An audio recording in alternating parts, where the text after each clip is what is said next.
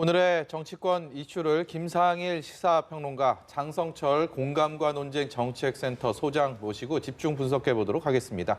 안녕하세요. 안녕하세요. 안녕하세요.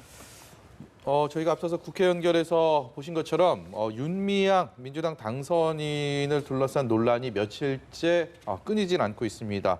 오히려 이게 진실 게임 양상으로 번지는 모습이고요. 정쟁의 소재로도 정치권을 뜨겁게 달구고 있는 상황입니다. 일단 안성 쉼터 관련 의혹, 이것이 과연 진실이 무엇인지 윤미향 당선인의 얘기와 또 설명들, 해명들이 또 바뀌고 있고 거기에 대해서도 다른 의견들이 나오고 있으면서 글쎄요, 이걸 어떤 관점으로 봐야 될지 이렇게 많이 헷갈리는 그런 상황입니다. 일단은 김상일 평론가 어떻게 보십니까? 지금의 논란들. 글쎄요, 지금 일단 저는 좀 답답한 게 이게 윤미향 당선인이 이제 공인이 되시는 거잖아요. 공인의 자세가 되게 아쉽다는 생각이 들어요. 왜냐하면 설명을 너무 대충 하시고 쉽게 넘어가시려는 게 자꾸 보이거든요. 예. 근데 이제 공인이기 때문에 국민에게 명확하게 밝히지 않으면 그냥 넘어갈 수가 없어요. 네. 이제 시민단체가 아니에요, 본인이. 근데 지금 설명이 계속 그런 식이다 보니까 이게 말끔하게 해소도 안 되고 그 의혹에 반대되는 또 증거들이 나타나고 이런 상황이잖아요. 예. 그럼 이 자세를 바꾸시지 않고 신중하게 답변을 해서 의혹을 해명하는 쪽으로 하지 않으시면 앞으로 국회의원 못 하세요. 제가 볼 때는 하시기 어렵습니다. 그러니까 이 자세를 바꿔야 되는 게 가장 1번이고요. 그리고 두 번째는 이게 본질이 할머니의 말씀을 해소하자. 이거를 해소해 드리자. 이게 집중이 돼야 되는데 정치 공방으로 흐르잖아요. 네. 이거는 저는 미래통합당의 책임이 또 있다고 봐요. 예를 들어서 미래통합당의 할머니 저희가 좀 해결해 드릴게요. 그러면 할머니가 뭐라 그러시겠어요? 아니야, 당신들은 좀 빠져 있는 게 도움이 돼. 그리고 이거는 뭐 중간에 해결할 사람들이 있으니까 그 사람들을 그럼 뒤에서 좀 도와주고 네. 뭐 자료가 필요하면 자료 요구도 좀 해주고 이런 걸 좀 이렇게 지원해 주는 걸로 해주고 정 안 풀리면 그때 얘기할 테니까 그때 뭐 국조를 하든지 나서줘 이럴 거 아니겠습니까? 예.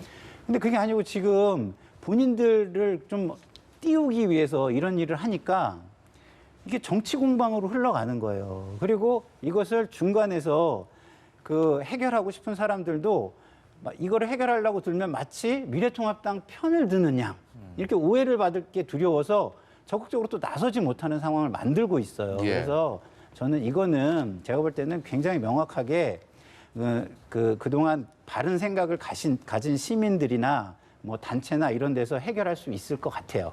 워낙 이 증거나 이런 것들이 명백하게 지금 나오고 있는 상황이고, 예. 그다음에 그쪽에서 이야기를 하면 법이나 이렇게 제도가 분명해요. 예를 들어서 보조금관리법 36조에 보면 필요시 회계검사를 하게 돼 있기 때문에 예. 정부가 나서서 명분만 쌓인다면 회계검사 할 수 있고요. 예. 주택구입자금과 관련해서도 국세청이 주택구입 자금에 관한 한 출처가 불분명하면 세무조사를 하겠다고 천명해 놨잖아요. 예. 그렇기 때문에 세무조사를 할 수 있어요. 근데 이런 것들을 못하는 이유는 제가 볼 때는 정치적으로 눈치 보기 이것이 있기 때문이라고 봅니다. 그래서 지금 두 가지 윤미향 당선인의 자세 그리고 미래통합당이나 이런 데서 조금 뒤로 빠져주시는 거 이렇게 해주시면 조금 더 명확하게 문제 해결로 앞으로 나갈 수 있지 않을까 저는 이렇게 생각합니다. 김상일 평론가 말씀하실 때 제 뒤로 장성철 소장이 큰 숨이 들렸습니다. 뭐 견해가 달라 보인다라고 제가 생각이 드는데 어떻습니까? 김상일 평론가 얘기에 대해서 상당히 유감인데 네. 그 미래통합당을 거기서 왜 비판합니까? 그러면은 국가 보조금 그다음에 국민의 기부금을 엉터리로 지금 사용했다라는 의혹이 있는데 그럼 야당이 가만히 있습니까? 야당이 정의연의 그 숭고한 가치에 대해서 비판한 게 아니잖아요. 지출을 정확히 했느냐 안 했느냐 아무것도 해명이 맞지 않는다. 그럼 그 부분에 왜 가만히 있습니까? 이분이 그냥 시민사회단체에 그냥 뭐 운동가라면 가만히 있을 수도 있어요. 네. 이분 국회의원이잖아요. 더불어민주당 국회의원입니다. 이분에 대해서 당연히 비판을 해야지 그 부분에 대해서 양비론으로 몰고 가는 것은 심히 유감이라고 생각이 들고요. 예. 기본적으로 이 윤미향 당선인의 말이 자꾸 바뀌어요. 그 부분이 문제입니다. 본인의 아파트 문제도 그렇고 쉼터 문제도 그렇고 이 말이 계속 바뀌어요. 사회복지 공동모금회에서 경기도 쪽에 쉼터 구해도 괜찮다라고 했는데 사회복지 모금에서는 저희 그런 말 한 적 없는데요. 이러고 돈을 기부한 현대중공업 쪽에 대해서도 아니 그냥 그쪽에서 괜찮다고 했다라고 했는데 우리는 이 부분과 관련해서 관여한 적이 없다. 결정권을 행사한 적이 없다라고 얘기를 하고 있어요. 이러한 문제들과 관해서 총정의연과 윤 당선자는 예. 총 14번의 해명을 내놨는데 그 해명이 계속된 의혹을 낳고 있습니다. 이런 부분에 대해서 명확히 밝히라는 거예요. 예. 그 부분이 왜 잘못됐습니까? 잘못됐다고 말씀을 드리는 게 아니라 우리가 세상을 살아가면 문제를 잘 해결하는 방법이 있는 거죠. 그 말씀을 드리고 싶은 거예요. 예. 잘 해결해야 되는데 지금 이렇게 말씀하시면 제가 장 소장님 말씀에 100% 공감하면서도 반론을 제기하게 되잖아요. 왜냐하면 미래통합당이 그동안 한일 관계에 있어서 그다음에 친일파 청산이나 과거를 정리하는 데 있어서 국민들로 하여금 의구심이 들게 하는 일들이 너무 많았다. 그렇기 때문에 지금 이런 데 예. 말하는 게 이런 의심을 또 받게 되고 정치 공세, 정치 싸움으로 정쟁으로 번진다. 이 말씀을 저는 저희는 드리는 윤미향 거죠. 당선인에 관련된 의혹들에 대해서 제가 두 분께 말씀 견해를 여쭤보는 거기 때문에 이제 그렇죠. 그거를 또 확대하는 것은 또 별로 한 가지만 말씀드리면 안 예, 돼요? 그 처음에 우리 이용사 할머니께서 문제 제기를 하고 그 다음에 야당에서도 좀 거들었죠. 당연히 이 부분 지출이 잘못됐으니까. 그런데 이걸 정치적인 프레임으로 가져간 것은 더불어민주당이에요. 친일 세력들의 공세다, 토착 왜고들의 공세다, 이런 식의 정치 프레임으로 가져왔습니다. 이 부분에 대해서 야당을 질책하기보다는 여당의 자세부터 다 가다듬어야 된다. 그렇게 말씀드려요. 예, 그러면요 여당과 야당 당선인들 국회의원들은 어떻게 이 사안을 보고 있는지 두 당의 목소리를 듣고 오겠습니다. 진영 논리로 이런 문제를 바라봐서는 안 된다는 것을 분명히 하고자 합니다. 네. 그래서 초기에 당 안에서도 윤미향 그 당선자를 놓고 네. 약간 이렇게 온정주의적인 태도를 보이는 게 있었어요. 네. 저는 거기에 별로 동의하지 않습니다. 더불어민주당의 소속 의원이기 때문에 더불어민주당의 지도부가 저 책임 있는 태도를 뭐 보여주는 수밖에 없지 않겠냐 하는 생각입니다. 더 이상 정의기억연대에 대한 꼬리를 무는 의혹이 없도록 정의기억연대는 투명하고 정직하게 밝혀야 합니다. 이 모든 의혹을. 그래서 미래통합당과 미래한국당의 정의기억연대 관련 의혹에 관한 TF에 출범이 없기를 기대해 봅니다. 그 김상일 평론가께 네. 민주당의 대응에 대해서 여쭙고 싶은데 어쨌든 지금까지 큰 문제는 없다고 보고 별다른 대응을 안 하고 있는 상황이지 않습니까? 근데 통합당은 계속해서 정치 공세를 하고 있고 논란은 커지고 있는 상황에서 이런 식으로 계속 대응해 가는 게 맞다고 보시는지요? 아니 뭐 그렇진 않다고 봐요. 그러니까 근본적인 문제를 해결을 하려면 기본적으로는 제 식구 감싸기는 없어야죠. 객관적인 증거에 의해서 해명을 해야죠. 그게 공당의 자세입니다. 그래서 사실은 지금은 사실관계를 캐기가 굉장히 지금 어려운 상황이잖아요. 당도. 예. 그러니까 조금 더 드러나기를 지켜보는 것 같아요. 숨죽이고. 예. 그렇기 때문에 이제 일방적으로 또 편을 들지도 못해요. 지금은. 너무 많이 불거졌고 그것들이 상당히 또 합리적 의심이 될 수 있다라는 부분들이 많아졌기 때문에 그렇고요. 또 저희가 그 검찰개혁이니 이런 것들을 그 주장할 때 다 그 비난한 이유가 뭡니까? 제 식구 감싸기를 너무 한다 이거잖아요. 네. 그러니까 우리가 제 식구 감싸기를 하고 다른 어떤 그 단체나 기구를 기억할 수 없지 않겠습니까? 그래서 그런 차원에서 본다면 풀고 가야 되는데 그러면 이제 왜 이렇게 미적거리냐? 그거는 이 사안 자체가 굉장히 예민하고 이 이후에 한일 관계나 위안부 문제로 이어지는 부분이 있기 때문에 굉장히 섣불리 할 수 없다라는 부분이 있는 것 같아요. 그래서 뭐 뒤로는 뭐 조금씩은 저 질문도 하고 준비를 하겠죠. 그렇지만 뭐 그거를 드러내놓고 이렇게 한꺼번에 하기에는 모든 게 너무 조심스럽고 왜냐하면 또 지지자들의 생각도 있고 그게 지지자들의 뭐 갈등으로 이어질 수도 있고 이런 그 현실적인 문제가 있지 않겠습니까? 예. 이런 부분 때문에 조금 더 지켜보자라는 것이고요. 그러나 당내 기류는요. 기본적으로는 저도 이제 오늘 권리당원 게시판에 들어가 봤는데 한 6대4, 7대3으로 이 문제는 정확하게 해명하고 가야 된다 쪽이 좀 많습니다. 그런 분위기가 그런 형성되는 부분에 있어서 참 많은 역할을 한 것이 지금 화면으로 보고 계시는 이낙연 전 총리 어제 광주에 5.18 40주년 기념식 참석을 위해서 내려간 상황에서 취재진 질문에 대해서 사안을 엄중하게 보고 있다. 지금 워낙 이낙연 전 총리의 메시지, 목소리가 당내에서 차지하는 비중이 워낙 크기 때문에 그런 것들이 저런 말 한마디가 민주당의 분위기를 좀 많이 바꾸는 그런 지금 상황이 아닌가라는 생각이 드는데요. 일각에서 이해찬 대표가 내일쯤 입장 표명을 할 것이다 이런 전망도 있습니다. 해야죠. 하셔야죠. 이런 부분에 대해서 입장 표명 안 하시면은 감싸 안는다라고밖에 볼 수 없어요. 이낙연 당선인 같은 경우에는 어제는 엄중하다고 얘기하셨지만 오늘 오전에는 한 언론사 인터뷰를 통해서 조사해야 된다라는 표현까지 썼다고 합니다. 네. 그런 거 보면 이 상황을 상당히 위중하게 보고 있는 것 같고요. 근데 하지만 이게 김태년 원내대표 같은 경우에는 아직도 우리는 윤미향과 입장을 같이 한다. 같이 하겠다라는 것이고 송영길 의원 같은 경우에는 윤미향에게 비판하려면 최소한의 예의를 갖춰라. 이런 식의 표현을 했어요. 아직도 공식적으로는 감싸 안는 저런 모습인데 예. 이 부분 말끔하게 해결을 하라고 저는 말씀드리고 싶어요. 예. 왜냐하면 잘못했잖아요. 지금까지 나온 증거로만 봐도. 잘못했으면 잘못했다고 해야지. 그걸 왜 감싸 안습니까? 예. 저는 그 말씀 드리고 싶습니다. 그리고 또 윤주경 미래한국당 당선인의 발언도 저희가 앞서서 같이 들어봤는데 뭐 사실 정의원 기부금 문제 같은 지금 논란이 되고 있는 문제들은 명확히 밝혀져야 되는 건 맞는데 그동안 정의원이 노력한 부분들이 있지 않습니까? 이 부분도 이제 자칫해서 혼재돼 가지고 좀 문제가 되는 이 부분들은 좀 명확하게 분리가 돼서 그렇죠. 돼야 되지 않나? 이 네. 부분 좀 짚어봐야 될 것 이게 같습니다. 사실은 그동안의 성과 부분을 여기에 그 같이 논의 선상으로 올리는 것도 저는 맞진 않다고 봐요. 예. 그거는 그거대로 평가하는 것이죠. 그러면은 그거대로 평가하는 거와 운영 방식과 이거를 그러면은 같이 놓고 해야 되느냐? 그렇지 않죠. 네. 운영 방식에 있어서 문제가 드러났으면 더 잘할 수 있는 길로 가는 게 맞습니다.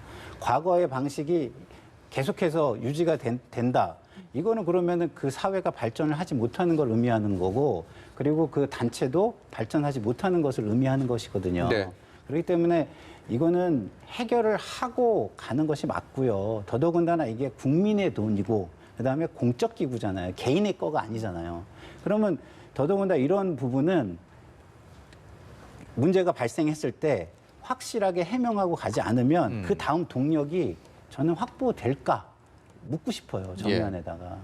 그러면은 이 이후에는 정의원의 활동은 사실상은 국민들의 신뢰를 잃어버린 상태에서 활동을 할 수밖에 없게 되는 거예요. 예. 그러면은 그동안에 해왔던 성과도 오히려 더 지금보다도 더 평가를 못 받게 될 수 있다. 이 예. 부분을 한번 좀 돌아보셔야 한다. 이런 생각이 좀 들어요. 예. 정치권에서 또 국정조사 얘기가 이 사안을 놓고 스물스물 나오고 있습니다. 사실 국정조사는 어떤 논란이 있을 때마다 정말 많이 거론은 되는데 실제로는 잘 이루어지지 않습니다. 여야가 합의하기가 그렇게 쉽지가 않은 상황이라서 이전에 이제 뭐 이른바 최순실 국정농단 사태 때가 가장 최근이었죠. 그때 국정조사를 했었는데 지금 통합당은 국정조사를 추진하겠다. 여기에 대해서 민주당과 협의를 하겠다라고 얘기했는데 그만큼 이 사안을 엄중하게 보고 있는 것은 통합당 입장에서는 그렇게 보이지만 과연 진짜 국정조사로 이루어질 것인지 이게 협상이 가능한 부분인지 아니면 개헌 협상하는 과정에서 상임위원장 배분 같은 데 있어서의 일종의 뭐 협상의 지렛대로 삼으려는 거 아닌지라는 관측도 나옵니다. 어떻게 보십니까? 국정조사 못하고 안 해요. 왜냐면은 못하는 이유는 여당이 합의 안 해줄 것이기 때문에 못하고요. 안 하는 이유는 말을 바꿨어요. 통합당에서. 아유, 그 국정조사 얘기가 나왔는데 어떤 얘기냐 그랬더니 좀 너무 나간 것 같습니다. 라고 방금 전에 예. 발표했어요. 대변인이. 그랬기 때문에 국정조사는 안 될 것 같고요. 저는 이 윤미향 사건을 좀 시민단체 개혁 부분으로 좀 바라봤으면 좋겠다는 생각이 듭니다. 왜냐하면 시민단체가요, 이제 언론이 지금 권력의 제4부인데 제5부의 권력이 됐어요. 예. 시민단체 인사들이 청와대도 가고 국회의원 되고 이런 상황입니다. 네. 그렇기 때문에 이렇게 도덕적으로 문제가 있다라고 하면은요, 우리나라의 근본적인 가치가 상당히 흔들릴 수가 있어요. 많은 시민단체가 있지 않습니까? 국민 성금도 모으고 정부로부터 보조금도 받고. 그러니까 이런 회계 부정이 나타났잖아요. 이번 기회에 21대 국회에서는 첫 번째로 야당이 먼저 했으면 좋겠고 여당은 동조했으면 좋겠는데 네. 이 시민단체 어느 정도의 기부금과 규모가 되는 곳은 예. 정기적으로 회계 감사를 받아야 된다. 이것만 넣어도 시민단체의 자금의 투명성은 확보될 거라고 보여집니다. 이 부분이 꼭 법안 처리됐으면 좋겠다라는 생각이 듭니다. 근데 시민단체의 투명성만을 강조하기에는 그동안에 그 시민단체가 너무 그 몇몇 사람들의 희생에 의해서 이게 굴러왔거든요. 네. 예. 그렇다 보니까 지금 아까 얘기했잖아요. 과거의 성과는 성과대로 인정을 해주자. 그걸 인정해준다면 제가 볼 때는 현실적인 방법은 거기를 그냥 공격만을 할 것이 아니라 그러면 당신들의 과거 성과를 지키기 위해서 당신들이 자정할 수 있는 단체를 만들어서 자정 노력을 해보쇼. 예. 그리고 그걸 보고 우리가 평가를 한번 해보겠소. 이렇게 기회를 주는 것도 저는 방법이라고 생각이 들어요. 네. 예. 네. 주제를 좀 넘겨보겠습니다. 어제 그 5.18 민주화운동 40주년 정치권이 모두 광주로 모였습니다. 특히 통합당의 행보, 거기에 대해서 광주 시민들의 반응들, 이전에 좀 보지 못했던 상황들, 많은 기대감을 또 불러왔는데요. 전반적으로 이 사안들 어떻게 보셨는지 궁금하고 이 와중에 또 부정선거 의혹 관련된 좀 지금의 광주 행보랑은 조금 다른 결이 다른 또 의혹 제기도 있어서요. 여기에 대해서는 어떻게 보시는지 궁금합니다. 주호영 원내대표와 그 미래통합당의 의원들이 아주 잘했어요. 그 일요일 날 먼저 진정한 사과를 했고요. 그다음에 월요일 날 가서 진정하게 예배 참배도 드리고 네. 그 영령들을 좀 위로하셨잖아요. 그다음에 유가족 희생자분들 그분들을 또 위로하시고 그래서 그 유가족과 희생자분들이 따뜻하게 안아주셨어요. 작년과는 다른 게요. 작년에는 물병, 완전 욕설, 달랐죠. 예. 소란 이런 거 있었는데 이번에는 차분하게 같이 추모하고 같이 위로하고 그런 거였거든요. 네. 그게 바로 정치가 해야 되는 일이라고 생각이 듭니다. 그런 것들을 용기 있게 사고 진정성 있게 사과한 주영 원내대표 미래통합당 잘했다는 생각이 들고요. 네. 유족분들과 희생자분들 그 분들도 정말 따뜻하게 잘 감싸 안아 주셨다. 그래서 앞으로 이것이 바로 우리가 5.18을 이렇게 민주화 운동이라고 규정을 했잖아요. 네. 그 부분에 대해서 이상한 허위 사실이나 다른 얘기가 안 나왔으면 좋겠다라는 차원에서 양측이 정말 잘했다는 생각이 들고요. 이 부분과 관련해서 개혁이냐 쇄신이냐 이런 차원으로 접근하면 안 될 것 같아요. 이거는 보편타당한 가치죠. 민주화 운동을 해서 희생한 분들을 그런 숭고한 희생을 우리가 기리는 건데 그것이 개혁이냐 아니냐 그런 차원은 다른 것 같고요. 뭐 더 나간 것 같지만은 이 통합당에서 지도부가 하루속히 예. 선거 조작이라는 이 부분에 대해서도 명확하게 선을 그었으면 좋겠다는 생각이 듭니다. 네. 우리나라가 선거 조작할 만큼 엉망인 나라는 아니지 않습니까?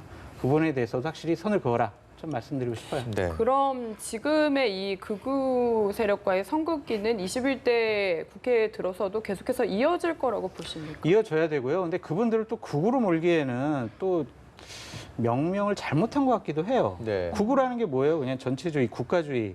우리는 우리만 생각하는 그런 거 아니겠습니까? 근데 이분들이 결국에는 박근혜 전 대통령을 옹호하고 탄핵이 잘못했다고 그러고 그런데 그것을 극우로 본다라는 것은 좀 너무 나간 것 같다는 생각이 들고요. 잘못된 주장을 하는 것과는 선을 긋고 결별을 해야 된다. 그런 식의 말씀을 드리고 싶습니다. 네. 민주당 쪽으로 이슈를 좀 넘겨보도록 하겠습니다. 민주당은 다음 관심사가 이제 당권 경쟁으로 넘어온 것 같습니다. 전당대회 유력 후보 중에 한 명 하면 송영길 의원이 아닐까 싶은데 출마 여부를 물어봤더니요. 이낙연 당선인의 출마 여부를 지켜보겠다 이렇게 답을 했습니다. 직접 한번 들어보시죠. 저는 지난 2년 전에 아시다시피 전당대회 당대표 출마를 했다가 네. 낙선한 이후로 2년 동안 열심히 전국을 다니면서 당원들의 의견을 수렴해 왔습니다. 예. 지금 아시다시피 이낙연 전 총리님의 출마 여부가 아직 확정이 안 된 상태여서 좀 더 상황을 보고 있다는 말씀을 드리겠습니다. 조만간 총리님을 만나 뵙기로 했습니다. 같이 좀 이야기를 나눠서 여러 가지 내용을 좀 정리해 볼 생각입니다. 네. 송영길 의원 얘기 듣고 오셨는데요. 민주당 전당대회는 시작도 안 했는데 이낙연 전 총리의 어떤 워밍업 좀 뭐 기침 한번 하니까 후보들 경쟁자로 꼽히는 분들이 휘청휘청 거리는 모습을 계속 보실 수가 있습니다. 앞으로 뭐 8월 달이 전당대회이기 때문에 그 기간 동안에 또 어떤 행보들, 어떻게 변화들이 있을지 참 궁금한데 어떻게 보십니까? 일단은 뭐 모든 후보들이 이낙연 총리의 막 결정을 바라보고 있는? 지켜볼 예. 것 같아요. 왜냐하면 40%가 넘는 대선 후보 지지율, 이거 어마어마한 거거든요. 네. 마치 그거를 인정하지 않는 듯한, 예를 들어서 선거에 나가서 이낙연을 꺾는다 그래도 문제예요. 왜냐하면 그 당이 국민과 공감대가 없다는 걸 보여주는 거거든요. 이건 아하, 철저하게 예. 우리끼리 당이다라는 걸 보여주는 거예요, 그거는. 그러니까 좋지가 않아요. 그렇기 때문에 제가 볼 때는 지금 당내 주류 세력도 보고 있어요. 이낙연 총리가 나오는지 안 나오는지. 속으로는 안 나와주길 바라겠지만 나와주면 그것을 배척하기 어려운 거죠. 그래서 전략적 선택에서 전략적 제휴로 갈 수밖에 없는 상황인 거예요, 지금. 예. 왜냐하면 본인들이 그렇게 해가지고 또 뭐 친문이니 반문이니 이러면은 이게 끌고 나가기도 어렵고 자칫 잘못하면 대통령 레임덕으로 이어질 수도 있고 이런 상황이 오잖아요. 그래서 당 전체가 이낙연의 입을 바라보고 있는 상황이다. 특히 송영길 의원 같은 경우는 약간 친문 주류도 아니고 지역 출신도 겹치고 막 이런단 말이에요. 또 한 번 도전도 했었죠. 그렇죠. 예. 그러니까 더더욱이 이낙연 총리의 출마 여부가 본인의 결정에 굉장히 중요할 수밖에 없죠. 네. 그런 상황입니다. 예, 이낙연 전 총리 같은 경우에는 식사를 하면서 너무 시간을 오래 끄는 건 바람직하지 않다고 해서 조만간 아마 이제 거취를 결정을 하지 않을까 싶은데 보통 평론가님들 나와서 뭐 출마할까요, 안 할까요 여쭤보면은 답변을 잘 안 해주시는데 장 저는 소장님은 잘 해주시더라고요. 직설적으로 좀 말씀드리겠습니다. 여쭤보겠습니다. 예. 제가 참모라면은요 출마하시라라고 얘기하겠어요. 왜냐하면은 지지율이 높지만 상대적으로 당내 기반이 약해요. 예. 친노, 친문 세력들이 반감을 갖고 있어요. 왜냐하면 열린우리당 2004년도, 2003년도 창당할 때 이번에 열린우리당 가지를 않았었고 그 민주당이 있었어요. 예. 그리고 2006년에는 어떤 얘기를 했냐면 친노 그룹에 상당히 상처 주는 말을 했는데 노무현 정권은 실패한 정권이다라고까지 얘기를 했어요. 이러한 얘기들을 했어요, 옛날에. 그래서 친문들은 저 사람이 우리 사람 아니지 않나? 네. 라는 그런 의구심을 갖고 있을 거예요. 저는 왜 출마하라고 그러냐면 세 가지 효과가 있습니다. 첫 번째, 당을 장악할 수가 있습니다. 그러면서 이 친문 세력들의 마음을 풀 수 있어요. 나 그런 사람 아니야. 나는 문재인 정권 성공해서 내가 모든 걸 다 바칠게라고 하면서 그분들을 유혹할 수가 있어요. 또 하나는 당대표를 함으로써 전국적으로 다니면서 전국 조직을 완성시킬 수가 있어요. 공식적으로. 그리고 또 하나 마지막은요. 매일 아침 나와서 대국민 메시지를 낼 수가 있어요. 예. 당 최고위원회 때. 이것은 어마어마한 사전선거운동 효과가 있어요. 그 부분을 본인이 이겨내야 저 사람이 전임 국무총리가 아니라 다음번 대선 후보로서 정말 자격이 있고 될 만한 깜이 되는구나라고 생각할 거예요. 그런 효과를 누리기 위해서 제가 참모라면 출마하시라고 그럴 것 같고 이낙연 의원도 대권에 욕심이 있으면 출마할 것이다라고 저는 생각합니다. 민주당에서 최근에 이제 원내대표 경선을 했고요. 그리고 이제 뭐 당대표에 네. 대한 지금 얘기를 했는데 국회의장을 21대 국회를 이끌어갈 국회의장 지금은 6선의 박병석 의원과 5선의 김진표 의원이 물망에 올라 있는데 그렇습니다. 이게 뭐 다른 경선이랑 다르게 뭐 치열하게 경쟁을 한다거나 아니면 뭐 이른바 진흙탕 싸움 상대방을 뭐 좀 또 깎아내리고 뭐 이런 건 아니지 않습니까? 국회의장 그렇죠. 선거라는 게 네. 어떻게 전망하십니까?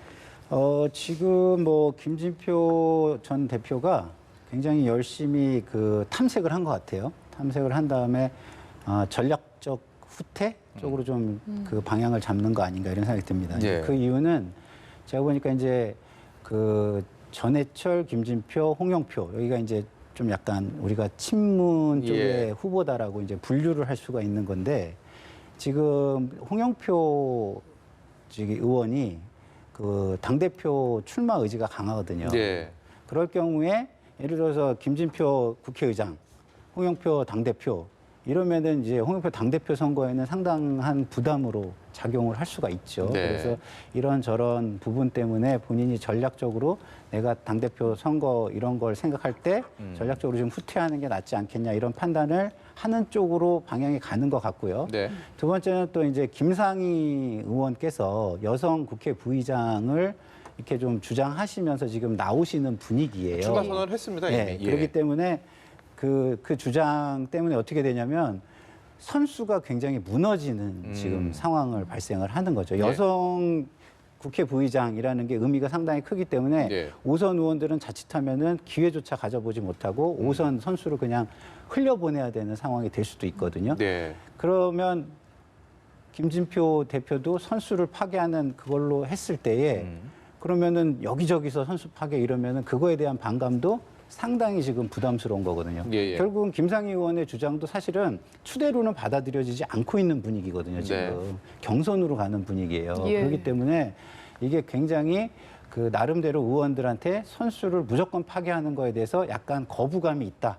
이런 기류도 저희가 읽을 수 있습니다. 네. 근데 이 부분은요, 김상일 평론가 얘기처럼 면밀하게 분석할 필요도 없어요. 내일 김진표 후보는요, 사퇴합니다. 그리고 박병수 의원 추대하게 될 수밖에 없어요. 네. 왜냐하면 김진표 의원이 사실 나 국회의장 나갈 거야 라고 결심하고 얘기한 이유가 뭐냐면요. 선점 효과 때문에 그렇습니다. 5선 의원들이 많이 있잖아요. 예. 그리고 후반기 때는요, 당연히 자신들의 몫이에요. 그렇기 때문에 그걸 난 선점하기 위해서 나왔다라고 본인이 사석에서 얘기를 했거든요. 예. 제 말이 내일 다 실현될 거라고 좀 보십시오. 저는 개인적으로 장성철 소장님의 저런 시원시원한 말씀들이 결국 맞는지 안 맞는지를 이렇게 지켜보는 게 개인적인 즐거움이기도 합니다. 저 말이 맞아요. 네. 맞는데 저는 저렇게 시원시원하게 말할 수 있는 입장이 아니라서 못하는 거예요. 예.